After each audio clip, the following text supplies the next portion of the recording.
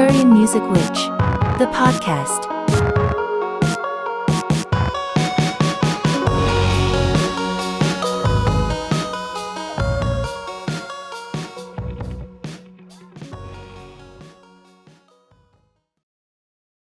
Hi, Stacey. How are you? It's good to see you.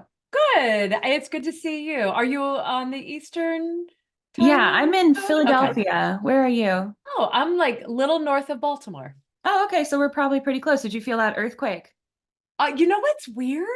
I was getting a facial at the time. I did not. I was like in my Okay, own little spiritual trance. that's fair. And my husband, his whole building shook where he was at work. So, Wow. yeah, Yeah. crazy, right? Yeah, we felt it here. Me and my cats just shared confused looks for the entire time instead of doing anything like survival based, but Hey, that's the way to do it. Just be in the moment with just be in the yourself and moment. Yeah. Yeah. ride through all the things. So I love it. Mhm. I Good. absolutely love it. Good. And then what about the eclipse? Did you watch it or did you choose not You to? know what is so strange? As somebody who has gotten up at 3 o'clock in the morning to see something out in the night sky, I was weirdly indifferent about seeing it. I don't, it's weird. I'm always usually like, yeah, I want to do it. And I had friends, they were traveling Yeah, a lot of places, people did.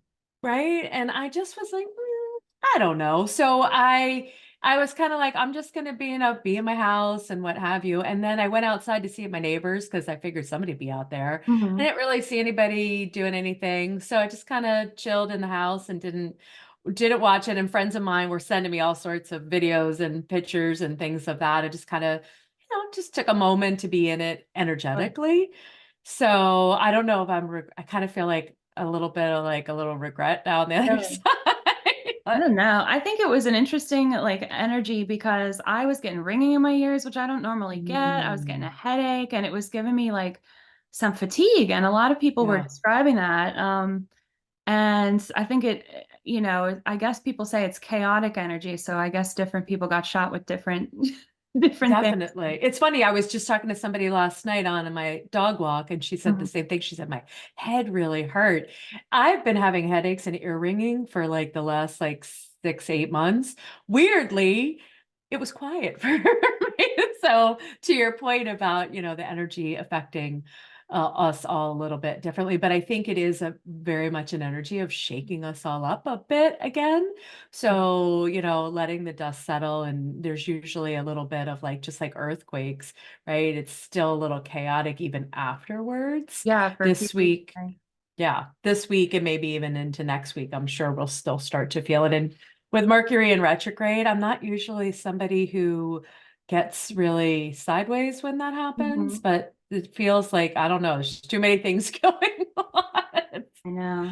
Go It's, slow is the message that my guides are saying to me. yeah, I'm getting ride the waves a lot. Exactly, But exactly. it's kind of Totally. fun. It's fun when you lean Yeah. into it. Yeah. Yeah. Thank So you. Thank you so much for just like hopping on and talking to me. And I love already the totally. energy you're bringing. I love your Thank love you. background there.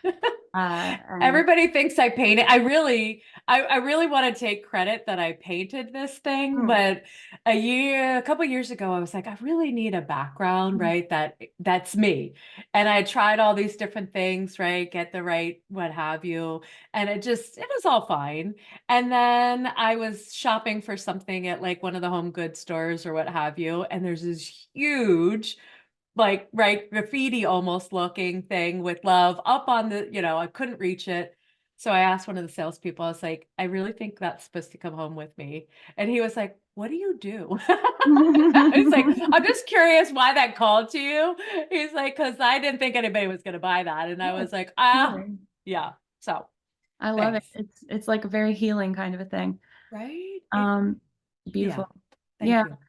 I wonder maybe a good place to start would be to talk about, I would love to hear if you could share a little bit about maybe your journey and early experiences with, I guess, intuitive abilities with magic, all of that. Love it. Love it. So probably, and I don't know the exact age, but I think it was like 5 or 6. And I was young, and my family had, we had kind of like grandparents and other people all over the place that we would go on long car rides for. And I can remember being in the car rides and my parents wanting to entertain me and my younger sister, and they're like, okay, like, let's play the, like, guess what animal, guess what color, guess what number. I could go around the car and guess everybody on one shot. I mean, it's Mm, like 5. yeah. So it's like, and my father was like, whoa, what is this? Because it just kept happening Mm. over and over again. And I felt like he kind of like did a little ET experimenting on me. Not like poking and prodding, but like put No, me in a good. Yeah. room and tried to test me out to see. And I think in that moment, I got into this headspace of whatever this is, the adults can't figure out, right? They don't know how to make sense of it. And I didn't have any words for it, just did it. And so I kind of got a message very kind of early on that it was like, whatever that is, like, just kind of keep that in a box, like, don't let that out to play. And so I kind of followed a very traditional path, right? Like, I needed to be successful according to the world and check all these boxes of how to do it and what to do. And my magic would kind of come out in places, but I really didn't. I always felt like it was like something that people didn't understand, and that, be a little less you is kind of the message I got in childhood. We don't really understand you and all that sensitivity. So could you tone that down? So I did try to for a long time. And then probably I would have to say like my late 30s, I got divorced. So that kind of started another big kind of transformation for me. And I decided on a whim to go down to Atlanta to see this woman who was a life coach who I didn't know personally. And this whole room of people, and they're all saying, well, why, we had to get up and say why we were here. So I'm standing up and I'm saying, normally I'm not shy. And I'm like, I don't know why exactly I'm here, except I felt called to be here. And that event, like, just taking me into that space, and the room was basically full with lots of life coaches. And I think when I gave myself permission, like, that was kind of a starting point again to like who you are and how you're wired is actually the way you're meant to be in the world. And instead of trying to be all these other things, which is exhausting and depleting you and what have you. And so over the last 15 years, I've just stepped more and more into it. Like, I can remember being exposed to oracle cards and, the tarot and things like that. And I was like, took a baby step in, but then it was so natural. I could just channel messages, and I was like, but it was always like, okay, take a little step in, feel around, and then kind of get comfortable before you like go out too far. And Yeah. I was in Canada a couple years ago, and I had a spiritual like energy session with somebody, and she's like, you have all of like pretty much, if the Crayola box of crayons that we all coveted as kids, at least I did, you have all of those different flavors and different colors of intuitive gifts. Hmm. And I was like, so she really has helped me kind of nurture that, feel safe and comfortable with it, bring them out.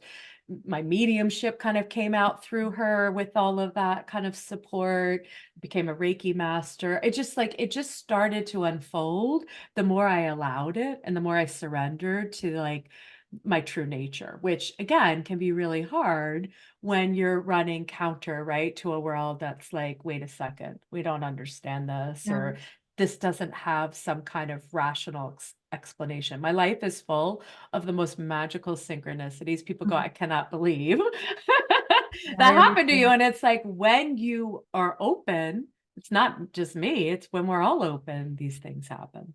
Yeah, absolutely. Do you identify with any particular religion, or is it more like an eclectic or a personal kind of system of belief? Ooh, that's a great question. I was raised Catholic and then kind of shook that off Mhm. as I got older. It never felt right to me. It felt punitive. Religion as kind of very, dogma and human created has never felt like it fits. It's trying to put people into rules and boxes and how they should live. And so I feel like mine's very much more kind of, like you said, eclectic, spiritual. I believe in like I don't have a problem with using the word God, spirit, like to me, it doesn't almost matter, right? Whatever the energy of that is, whatever people use to describe it or to connect with it, to me isn't as much important as like the real like energy of that. So kind of just Mother Nature is probably my biggest, I would call her my biggest religious influence. Sure. I Yeah. agree. And then Yeah. I wonder if it's not too personal, if you could talk about like your experience of maybe mediumship and all these different kind of like the different clairs and the channeling. And sometimes Yeah. I think of what I do as more like divination, which is Hmm. sort of specifically the kind of reading the signs and symbols. But I wonder like maybe what language you sort of describe like an all-encompassing, like maybe you have all these clairs, and then Yeah.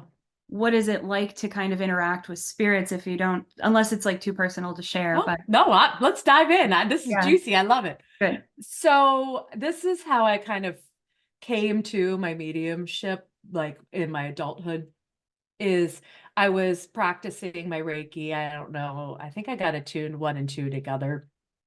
And I was practicing on my husband, who is very much skeptical of all of this. He's not of the world, of the same spiritual world that I'm, which is fine. There's no anything there. So I was like, can I please practice on you though? Because I need you to do this. And so one night I was doing some work with him, and a deceased uncle came through, Mm. and it freaked me out, quite honestly. I was like, I don't know what to do, and I don't want to harm anybody, right? I really felt overwhelmed by it. So I sent the uncle away, which then my husband at the time was like, I really wanted to talk to him. I was like, okay, well, let me figure this out a little bit more, and then we can revisit this. And so what ended up happening is when I was in Canada, we talked about this, and I said, I'm very concerned about just opening channels, right? And having things come through me that what if I don't have control, or what if something that is harmful comes through? Yeah. And so what I ended up doing is, first of all, anchoring into the belief that as me as the human is always the most powerful energy in the room. So we can always say, if something coming through that we do not want, we do not have to receive it and accept it. And that really helped kind of give me some safety to start to practice. And then my grandmother, who was my maternal grandmother, very, very close to me, had passed away right around this time. She's like the one family member who really just I had bonded with. Yeah. And so her and a cousin who had passed away, who's very it's very feisty in this go around. And my grandmother, very kind of loving and nurturing, and then feisty. They're my bouncers, Mhm. for lack of a better way of explaining it. So they're my gatekeepers, and they know exactly what my intentions are, because I can channel specific people. And then I can also, like, people come through me, or I can call, right? Like there's this channel that just sometimes people are coming through me that I'm not specifically calling through, like in the case of my husband's uncle. And so it's in an interesting thing, but that has given me, like, again, some energetic boundary around it that feels really, really good. And interestingly, what usually happens when somebody's trying to come through is I feel like I've been in a bar back before all the smoking bans, and my whole nostrils fill with smoke, and everything gets very, like, I've been literally like, and again, I'm dating myself in terms of how old, but when you used to go to the bar and everybody smoked and you just reeked of Mm. smoke, it's like that. It's a very, very specific thing that lets me know, hey, somebody's trying to come through. And then again, I generally will ask, and there's some parameters around that. But that's how I've kind of worked with mediumship, and I've had people come through. But I don't like generally, even though I have psychic abilities, I don't see myself as like sitting in a big room and just calling people through. Like that's a lot of energy for Mhm. me. So I generally do it with loved ones, friends, somebody who's like coming to me, and it usually comes through in messages. Like I had a friend that I did it for, friend slash client years ago who had somebody pass away, very important in her life. And when he came through me, he gave me messages for her that made no sense to me whatsoever. So sometimes it's super, super like just kind of like, again, we're putting the breadcrumbs together. And then other times, like my husband, whose father has passed, he came through. My mother-in-law, who just passed last year, she's come through multiple times with messages and things like that. But I find if you're doing mediumship work, you've got to be really, really clear about your own energy so you're not taking on lots of other things in the process. So that's kind of, it was a practice over years to really kind of lean in and kind of hone it. And it's probably still developing. I'm not saying I'm like, oh, I got it perfect, but just that's where I am with it now. And Yeah. to speak to your all the different clairs and things of that nature, this is, I don't know, this is what I think. I think we generally have one or two that is our kind of just preference.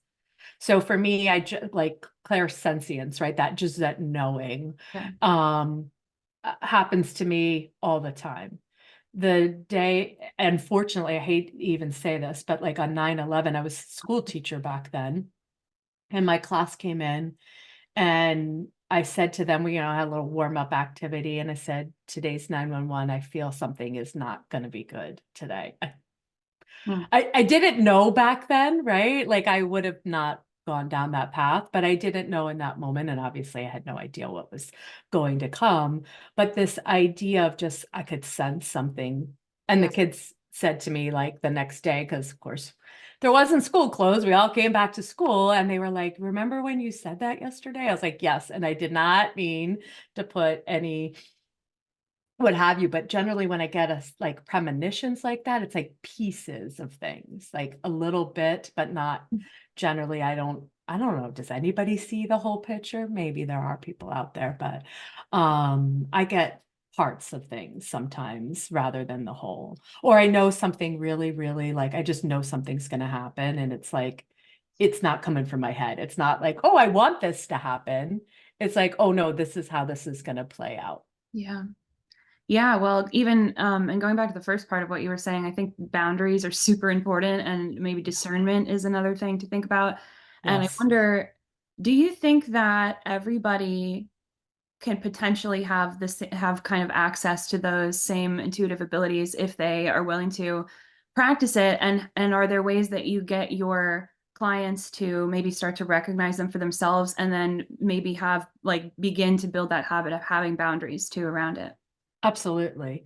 Because I think like, have you ever heard anybody go, oh, I'm an empath. This is why I'm so tired. And it's like, okay, Yeah. well, we can all be, I believe we're all empathic. We all have psychic abilities. There's not only, oh, there's only these few people. No, everybody has the ability to do it. It's like, do I think you so too. nurture it? Yeah. Like, what do you notice in your own life, if you don't mind me asking you a question, that comes to you just naturally? Do you hear a voice? Do you get a smell? Like, generally we do have these things and they're part of like how we live our lives. We just don't necessarily call them out as such.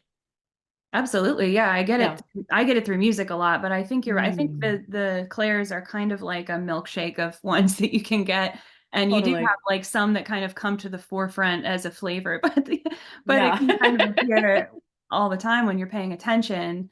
And then it's just a question of like, how do you discern between what was your intuition and what was maybe ego or what was maybe some kind of outside influence that you didn't have a good boundary around and you took in, Yeah. and now Yeah. you're kind of like re-project, and that's not you, that's something external. So Absolutely. those are difficult things. Well, and when you're dealing with that, I think we're all practicing on this planet, right? I don't think we're here to be perfect. And so if we get caught up in a projection or we get caught up, it's like, okay, let's all give ourselves some compassion, some love, no judgment, just get curious about, does this belong to me? That's one of my favorite questions to ask clients when they are coming with energy or coming with something that's kind of muddled, like you're saying. It's like, does this actually belong to me? And that can create so much clarity because sometimes it's like, oh, wait, I was in a session with somebody recently and I was getting support and I kept saying my teeth were hurting. I'm Mm. like, I don't know why, but my teeth are hurting. And she said to me, she goes, she goes, do you have teeth? are you having like teeth? I'm like, I'm having no teeth issues. I don't know why that's happening. Well, come to find out she was having something going on. And I was, so again, that question of like, is this mine? Does it belong to me? That happens a lot in Reiki too, that tradition, that like when you're working on somebody energetically, a lot of times because you're fusing, at least the way I work, when you're fusing with somebody else's energy, you might feel like, I don't know, like if I do something with my husband, his ankle hurts.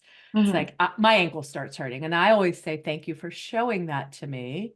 And I release it back, right? Like I give back what doesn't belong. And then I do a really nice clearing before Yeah, and afterwards. You have to. Otherwise, it's like you can pick up a lot of, you can just walk out in the world and pick up a lot of just like energetic noise and clutter and debris. definitely. Yes, Yeah. especially when you're just a really sensitive person and before you kind of understand how to do that. Um, Yeah. with Reiki, what was your path toward learning Reiki? Did you study under a particular teacher? How did you go about finding So good this is sources for that? really interesting. I never heard of Reiki 15 years ago. And I started going to see a holistic esthetician who I loved. We were friends and we became even closer friends. And she was a Reiki master. And so she would do Reiki on me. And it was the most loving, healing. I would drop into a state of consciousness. I mean, I would just get so many downloads, uploads, whatever you want to call them. Just I felt everything in me, like that true nature I was talking about earlier, just expanding. And so I was fascinated by it, right? I was like fascinated by this. And she had said to me, she's like, Stace, I really think that you are meant to be, channeling this energy. And so I said, okay. So then what was interesting is my spirit guides said to me in this process, they said, Stacy, it matters who you learn from. Like it's important. And I said, okay. So I spent so much time, like when somebody would kind of come into my world and I would be like, I would literally sit with like, is this the right person? For me, not, there's plenty of people doing all sorts of things that are excellent matches for everybody in the world, but for me. And it would be like, nope. And I'm not kidding. This went on for like 2 years. I was finally, all right, maybe I'm not supposed to be doing this. That's fine. And then I ended up meeting a friend for coffee who was with another friend. And she said to me, she goes, you have this strength I can feel the Reiki just emanating through Mm. you. And she's like, you already have it even before you've like, and not that we all have it, but she could just feel it to, in this beautiful sense. So I said, okay, I'm not going to give up. I'm going to come back to this.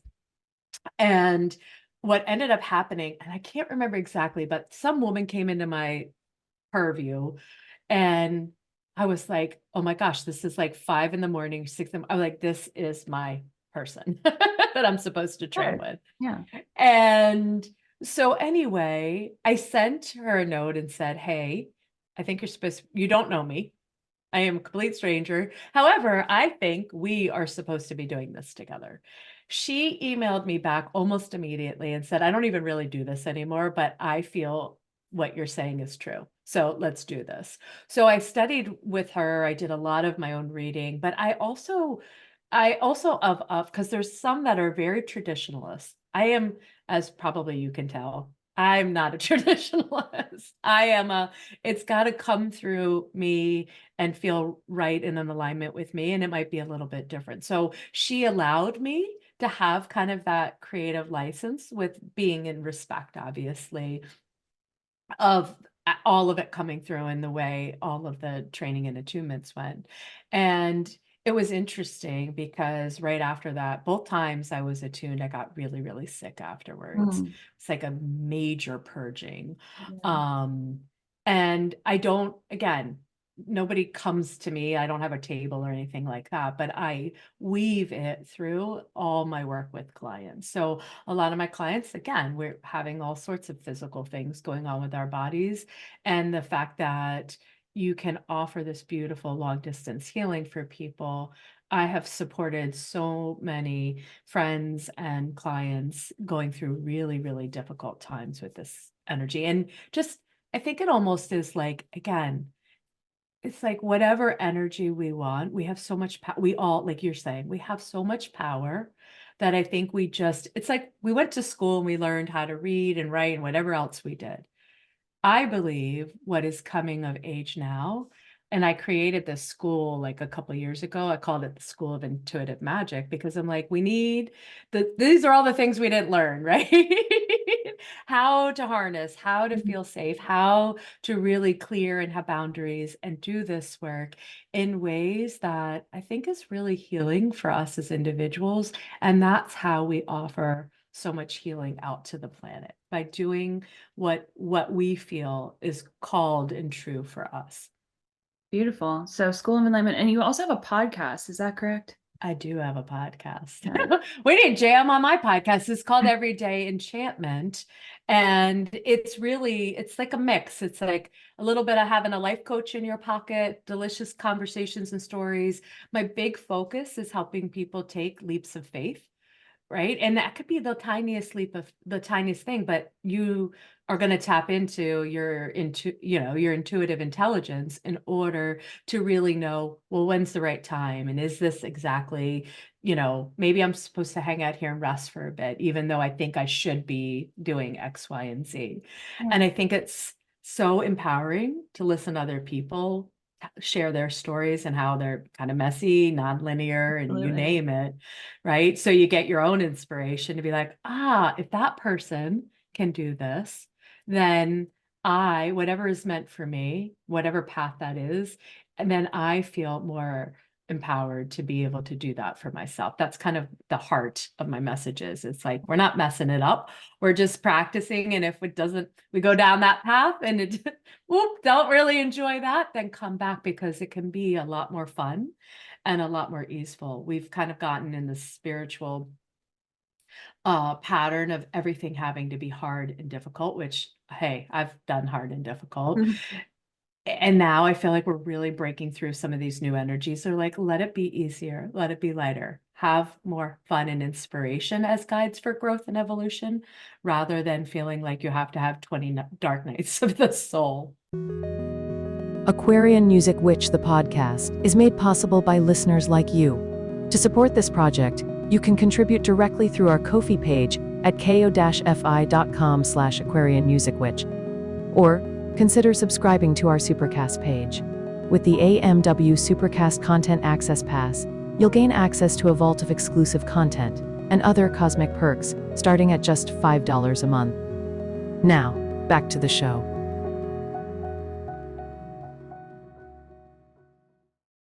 I really align with what you're saying, and I think that's why I was enjoying listening to what I was listening to with your podcast. And then I wonder, like, who would be your, let me say, like, your ideal client? Like, who do you think you can help? And I hear a lot of what you're talking about with like messiness and messy transitions, and kind of like those spaces in between are always really fascinating to me too. But yeah, what does that look like for you? So I think in terms of client, I really believe I could help anyone. I truly, truly believe. And that's not from the ego, that's really from the heart, because we're all so much more alike than we are different. And I think most of us are, again, trying to really find this authentic expression of ourselves, like art. I love the fact that you use music, because to me, I am a huge music, like, I was like, the world would not be worth living if we didn't have music. And so music can be healing, it's just like us living these lives is the art, is the expression. And so I think what generally people that come to me are people who really know, like, they may have ticked a lot of boxes, right? And they have some success on the outer wrappers, but their heart or their soul is nudging them in ways that they don't quite maybe understand, or maybe they do, but they're afraid. They're like, well, I can't do that. That makes no sense. And so people are looking kind of for that guide in those transitional spaces.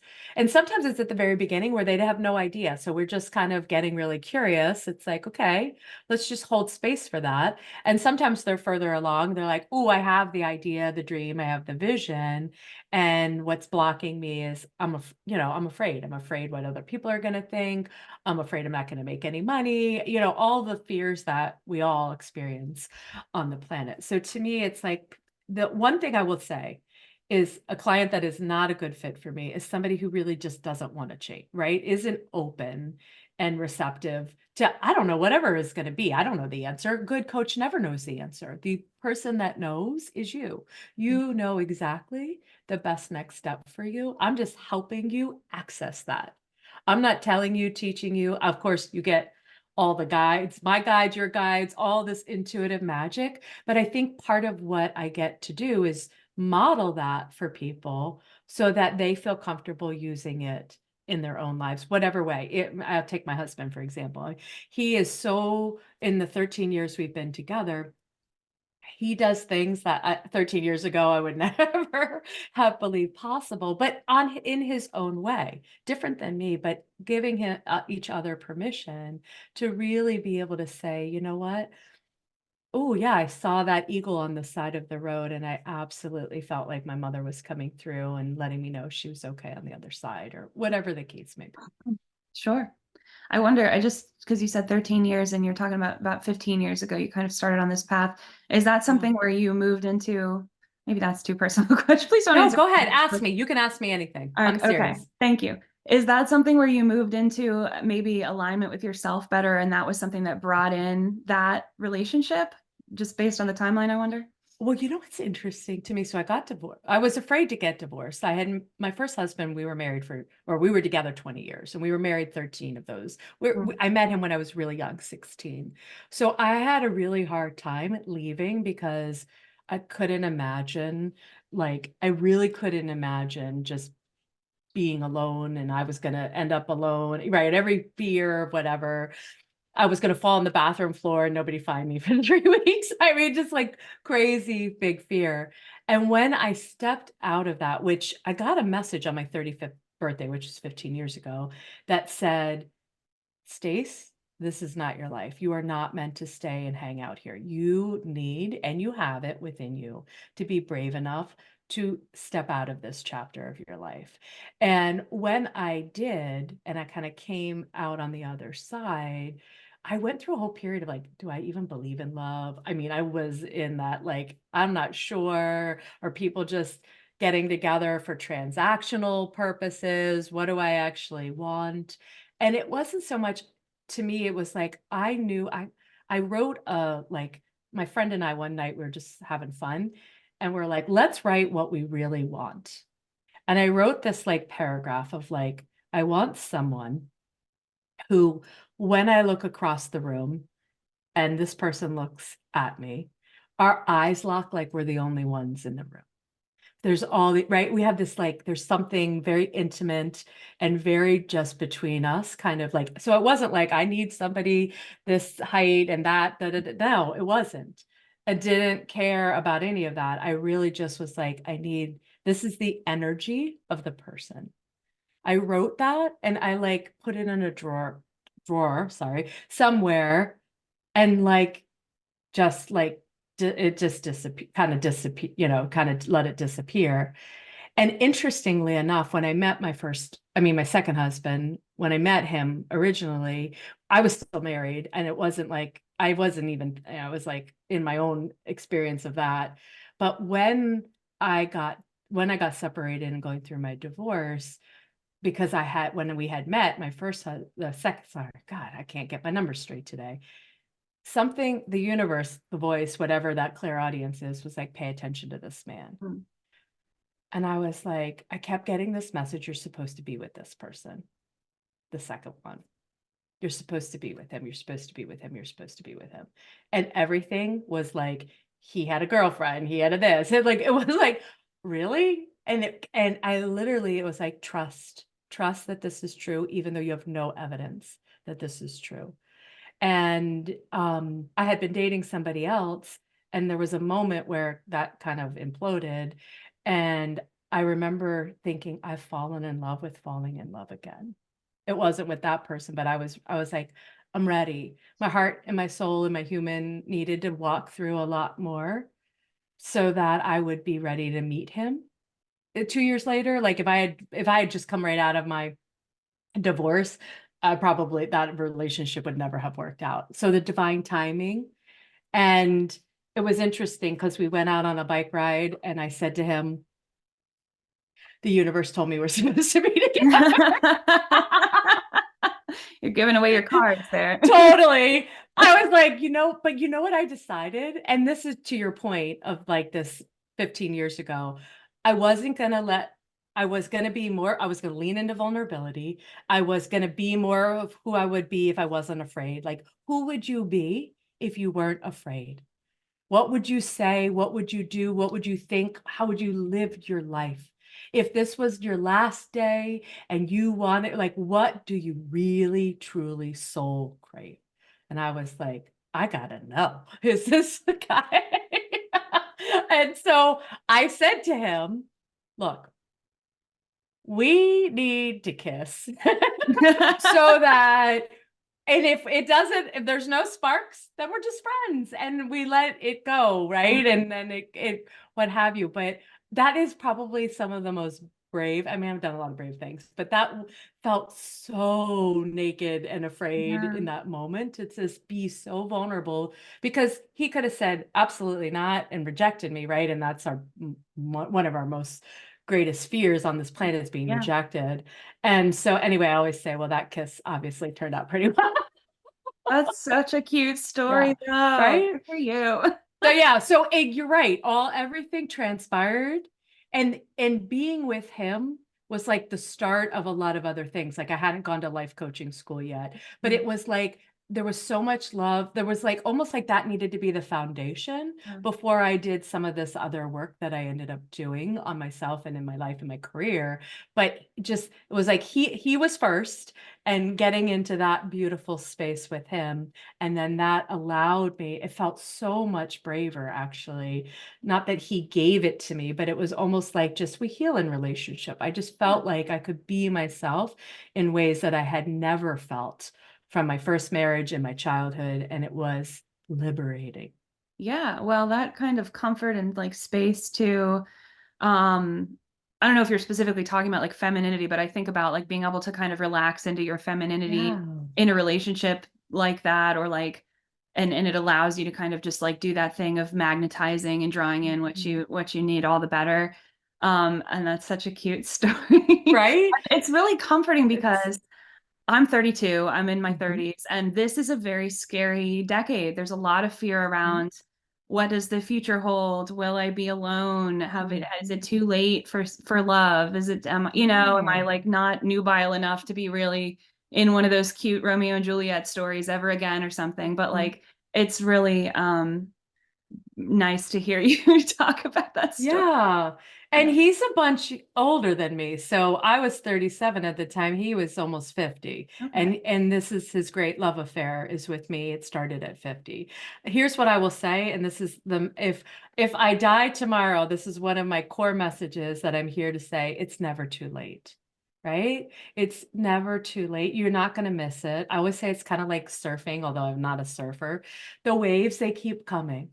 So sometimes we're ready, sometimes we're not. It's like, it's just going to keep calling to you what you desire. There's not like, we're not going to just dangle it out there and say, oh, you really want something nourishing and loving and I don't know, passionate, whatever all of that is, but we're just going to keep it at arm's length from you. I don't believe that to be true.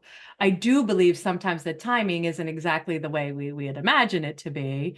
So how can we fall in love with this now? How can we fall in love? I realized one of the things that made me way more like bringing all that into me, kind of calling it to me, was falling in love with myself first and just loving myself. Because actually what I found in dating's like dating yourself, like all the things you're afraid of, you don't like, right? It's like, it just like it to me. So we just keep getting an opportunity to come back and offer ourselves love, to offer ourselves the things that we truly want from somebody else. Now we don't have to wait for, whatever it is. And by doing that, I have helped hundreds of women get what they absolutely want. It doesn't always look exactly the way or go on the timeline, but I've never had somebody say, people always say to me, you're never going to believe this. That's how they always start a text or an email to me. And I'm like, actually, I am going to believe Actually, it. I do. Yeah. I'm totally going to believe I it. get that. And I feel, and again, it's true for you as well, too. And so you're right, in the 30s where we wade through things sometimes. And if there's anything that, to me, there's so much deep healing that we do when we allow ourselves to say, I want something, and feel the feelings of not having it too, right? I felt so disappointed over the years. And I remember I had a therapist during my divorce, and she said, most people skip. They skip the part that's the most, this is the messy part that I expert in.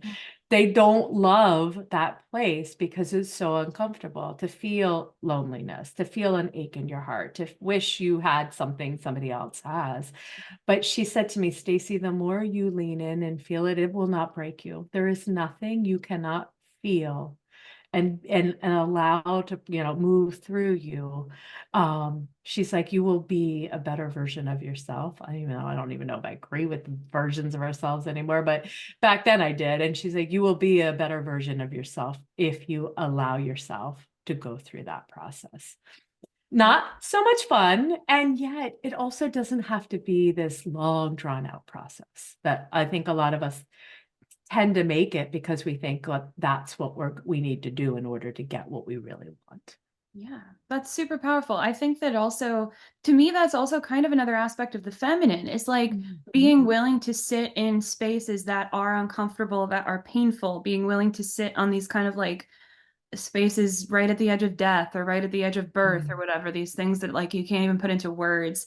And it's almost like primal. And there's something that's very important about that I do think we just shove down all the time. And not to sit in that forever, but to give it its moment, I think is extremely powerful. So yeah, it's so true. And if you've ever had, and I don't know if you've had, if you have experience of somebody close to you dying, which I've had in the last couple of years, very, very up close in my inner circle, there's something about touching death. I mean, not going through it obviously yet, but touching death that becomes, it's like life takes on a different, like you're saying, you can't put it into words. Yeah. And there is this death and rebirth and death and rebirth that we're always in every moment. And so can we bring that kind of just presence in each moment? Because the mind is going to label, oh, you should feel sad, or you should feel this way about this. And it's like, is that actually even true? Or is that just we're rinse, lathering, repeating something, right? Of some program that it's picked up along the way. And I think that becomes kind of a lot of us in this middle age period, not that you and I are the same age, but these periods of these decades where it's like, it's really about unlearning what we've picked up, right? We have this beautiful, beautiful soul energy we get on the planet. I always say we kind of bump our heads on the way in and we forget that we think we're learning the right manual, and then we realize again, like, oh wait, yeah, we got to be human and operate in 3D world, but we have access to so much more power, guidance, whatever, support, however you want to call it, however it works, through individual channels. We have so much of that we have access to. And I think it's increasing more and more in this age of Aquarius, right? We're getting access to things that we have never truly have been able to. And I think that's why a lot of us have a headache, because the energy is definitely recalibrating in our physical bodies in very interesting ways. Yeah, you psychically predicted my next topic that I wanted to talk about. I love it. Yeah, I love it. Yeah, because you were talking about kind of how things have been such a struggle, and I see a big shift in a lot of ways into Aquarius. And do you notice what's like the influence of what's happening maybe on clients or society at large, just in terms of like waking up? It seems like there's so many people waking up to so much. I couldn't agree with you more. I think there's a huge, massive awakening, and it can be for people who haven't been immersed in this world or immersed in this kind of stuff, it can feel very, very unnerving. And so I think, again, there's a lot of chaos, there's a lot of fear, there's also lots of the old structures, they don't want to go quietly into the night. So there's a lot of push pull and fear, and it's bringing up, I think, again, if we're going to create something even better and new moving forward, we can't kind of have like half the foundation of something that's not working anymore. It's got to come all the way down. That's where it's like, that's where going slow, being gentle, being super compassionate, pulling your world in when it feels like what is nurturing, right, most for me in this moment. And maybe I need tighter boundaries for a while. Maybe I need to change the way I'm in relationship with with other people, myself, whatever it is, so that we can absolutely nurture that light and nurture all of these things that are coming through. When you're out there in the world and it's so loud and so noisy, I think it's hard sometimes to hear that, like the soul channel. I always think like it's cellular GPS, right? The signals are getting all sorts of shuffled because, again, there's so much going on that, to me, I've seen with clients, it's like, let your world get a little smaller. It's okay. It doesn't mean it's forever, but you absolutely need space and time to nurture your own spiritual practices. Stay grounded. Grounding to me is the, like, if you're going to do nothing else, go put your feet on the ground every day, go touch a tree every day, get connected to the whole heartbeat of the planet, because Mother Nature, she doesn't need us to save her. And so it's, again, there's so much replenishment there, infinite resources there, that, again, not that we're not supposed to take care of the planet. I just mean that, like, again, this whole, like, again, we get into these relationships where we think people need to be rescued, including ourselves. We need to be fixed. It's like, I don't know if I don't think that's necessarily true. It's just a matter of how do we remember who we are and honor it. A lot of people are getting a lot of messages these days, but people are really afraid to actually take action. To your point, we got a lot of feminine energy, and then you have to kind of really rebalance masculine energy because it's been so distorted here on this planet. So when you're kind of rebalancing everything, the inspired action is there. And a lot of people think, oh, I'm supposed to be going all the time. No, that's not the rebalancing. You might hang out and have a nap today, and that might be the most productive thing you're doing for your own energy and for the energy of the planet. Yeah, I like that you bring in that kind of feminine masculine thing, because that's something I'm always grappling with, and I agree. There's something like I don't think perverted is the right word, but there's something that's maybe like obscured about really healthy masculine energy with our society, and I do think this is like a time where a lot of people are kind of going to one extreme, and I don't know where the bridge is, but I also wonder, like, what do you think about twin flames? Do you have thoughts about twin flames? You know what? It's interesting. I know so many people who are very, very deep in the waters of twin. I don't have like, oh, I don't think it's a thing. It's not really it. I've not experienced it personally myself. And so I kind of just, I'm on the peripheral. What are your thoughts? Oh, well, thanks for turning that back around. I think I have one or have had one, but I also think that it's not like how a lot of people talk about it, and it's much more of a, if you pick I think you kind of pick that journey if you're on it.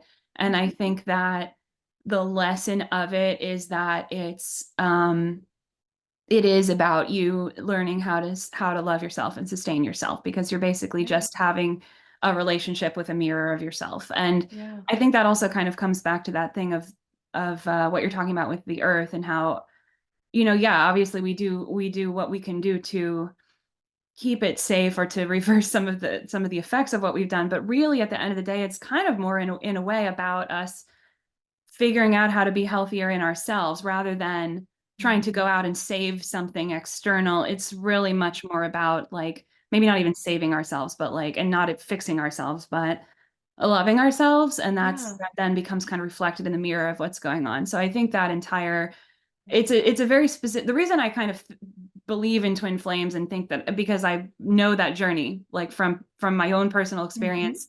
And when I sort of learned what people were describing as it, I was like, oh, I didn't lie to myself about the experience that I had, So, but I think it's this kind of, there's a lot of struggle in it if you refuse to learn that lesson of just like, it's really about exactly what you're talking about. Coming into alignment with yourself, maybe, is a way to say it. Yeah. And And some I'm people working choose on that, twin but flames to do it, right? There's lots of different ways, to your point. I yeah. love the way you say that. That is one, like, I grew up in choose your own adventure books, right? There's lots of choose your own adventures. Ooh, I want to know myself. I want to know my worth, right? Without being tied to external Yeah. validation. I'm going to go down this path, right? And maybe there's a twin flame down that chapter, that page, or I'm going to go down this other thing. And there's so many ways that we can experience, because again, to me, the soul already knows, it has complete wholeness. And so it's like, what does it actually mean to live and feel and experience, at least in this human container, what worthiness means? And you're right, we're going to flail around. A lot of us have flailed around. And what it doesn't mean to be worthy. We need the polarity and the contrast. This is the planet where polarity and contrast is front and center, so that we can, it's almost like you start there, right? You start in the polarity, and then there's a paradox there. How can something be easily simple and complex at the same time? And moving through the paradox, to me, the way this is kind of like, again, that you go in the deep end, is holding both of those things that seem incongruent and not together, or not fitting together or true, and finding that space, that gap. That's where the magic is, finding that space, and where that gap is, where those things can absolutely be true together, and that somehow they create something way beyond, again, what the mind can imagine. Absolutely. And I think also a lot about, like, I call them liminal spaces, but those kind of like messy in between spaces, in between Love the it. categories and the boundaries and things. And I Yeah. agree, that's exactly, like, you come up against the most powerful kind of magical energy right in there, because it's like Yeah. where you're closest to almost like escaping from the rigidity that is like an obstacle to it, or that, I don't know, like, but I really agree with that. And I think it's an important part of thinking about it to realize that you're an entire soul, and you have kind of both those masculine and feminine aspects. Or like, Yeah. I even have had conversations with people who try to kind of remove it from masculine feminine language and take it to like, and I know there's like parallels that can't be reduced but exist between like yin and yang, and different Yes. kind of Yes. polar energies. Yes. But you are a complete soul with all of that in you, and that's kind of Mhm. part of what I think you learn on that twin flame journey, because it feels at Totally. first like there's this platonic two halves thing going on, and that's an illusion. Yeah. It's so interesting, right? Like, what an amazing time to be alive and navigating. And I'm like, we're all here because we are like, let's bring this huge planetary like shift to life, like through all of our individual. And when you were saying before, I can't remember exactly what you said, but about kind of coming back to love. But to me, I think there's a piece of this in this whole kind of age of Aquarius around sovereignty. If we're going to create something, like, because I believe we're going to create something amazingly collaborative. However, we cannot go into collaboration or in partnership or whatever you want to call it, balance with energies, what have you, until we've reclaimed our sovereignty, until we say, this is who I am, and this is how I am going to kind of express myself on the planet in ways that, again, people get worried. Clients always get worried. Oh my gosh, I'm going to be selfish. I'm going to turn into a jerk. I'm going to turn into something worse. And I'm like, that's so interesting, right? Because that's a program that says, if you take good care of yourself, if you allow yourself to be who you are, you're going to be a jerk. It's like, I've not found that to be true, but it's such an interesting block that comes up for people around that. And I don't know if you've ever dabbled in human design, but I have definitely, this was my COVID project, human design, Okay. all this time on my hands. And one of the profiles in human design is a 3, and I'm a 3, and the 3s are all about messing around to find out. We want we don't want to be told. We don't want to just know. We want to like ooh, okay, I got married to that person or had that experience with that. And now I can extract the wisdom, or now I can say, ooh, like redirect and what have you. And so I think sometimes if you are that kind of person, and whether you know human design or not, you can very much, late to your point, get stuck in the labels, right? Oh, I'm this age, I should be this, or I'm this, not whatever it is. All of that creates not enoughness for us. And somehow we need to fix it and figure it out, when it's like, what if nothing needs to actually change in order for me to know, like, again, there's no future that's better than now. And That's that's so powerful. Yeah. That's a hard thing, because my mind goes, but you could have more money in your bank and you could have better, right? It constantly wants to offer us that that's not true. So we're getting to a place now, like you're saying, so many people waking up that are seeing all of that. I always say, like, The Matrix was one of my favorite movies. It was like, if you really want to find out, like, the other side of life, like, go to the movies, go to art, because art Yeah. will really be like where all the magical details and messages are. And it's like all that autopilot and all that fear, it's not making anybody happier, right? If that's what we're really trying. And I don't believe we're supposed to be happy all the time. I think we're supposed to be in the realness of whatever all the energy is moving Yeah. through us, and allowing that. Yeah. That's But most authentic. More than yeah, happiness is authenticity, right? yeah. So it's okay if we're feeling an energy that feels like sadness or what. I mean, again, if we're wired that way, we're wired as these emotional balls of energy. So it's really about changing your relationship with how you are with the labels, the fears, and those things that can really set us free, no matter what is happening Yeah. in that moment. Yeah, no, I'm still sitting here loving just what if nothing had to change in order for Right? you to be. I mean, that's so powerful. And also just that thought of, like, there are so many choices and it's so easy to look back on and regret the choice you didn't make. But I've been trying to kind of think about that and think, because I made this choice, it's the choice, it's the right choice, and I'm in the right place, I Um, would totally say that. And I always say, we think that the other choice would work out better, just be different. Right? The mind goes, oh, well, if you had done that, like, my mind goes, if you just left your first marriage way sooner, you would have been way ahead, or whatever it is. And it's like, maybe, but maybe not. Like, this idea that we somehow think that we know how reality would play out. We don't, but it's like a major mind mess on us. yeah. Yeah, but I do think that there's something really exciting that's in the works, and it's a very transformational and very messy time right now to be living through, and I'm very grateful for it. I know, right? It's like, I will say that and people are go, what are you saying? Because I'll be like, things are falling apart and I'm okay. At the same Yeah, time, again, it's these paradoxes that seem like, how can that be true? And yet, again, it would be boring if everything worked out exactly the way our brain, yeah. May we this live in linear interesting path. times, right? Yeah. We wouldn't really get to the heart of whatever it is we want to truly experience. And I do believe we can get what we want, what our soul wants. Everybody's like, oh, all that law of attraction and what have you, and they want to. I was like, do you really actually want that? Because when I think about a lot of that stuff people are trying to manifest, I'm like, I don't want that.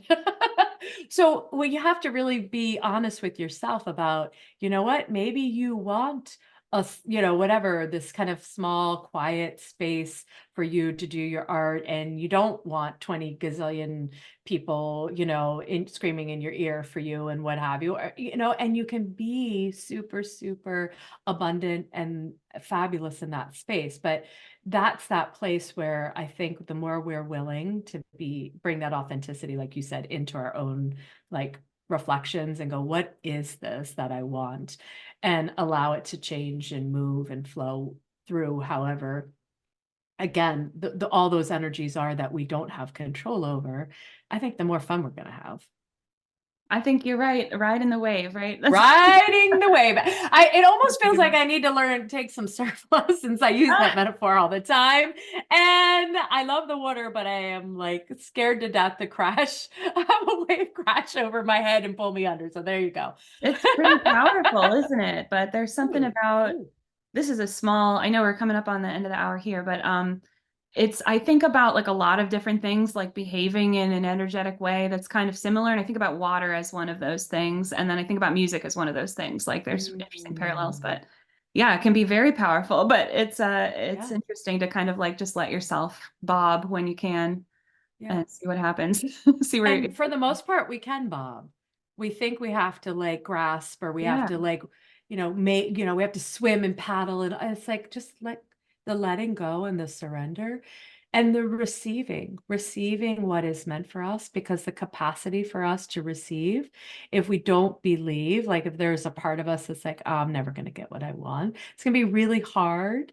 Then it's going to be running counter to what it is you really, truly want. So sometimes things come in our lives to show us that. So we can say, I'm walking around with this shadow or this piece that I didn't even realize. And it's not about fixing it. To me, it's just like loving that part of you that's skeptical or whatever. It's like, let all the pieces of who we are be embraced in their imperfectly human state. And the soul knows exactly how to guide us through all that.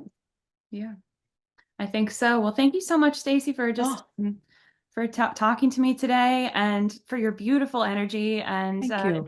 it's really been a pleasure hearing about your journey and the transformative work you're doing. So I Thank appreciate you. And thank you so much for having me on. I absolutely love it. It's to dive into conversations like this. This is what my heart loves to do. you. So thank you for all of it.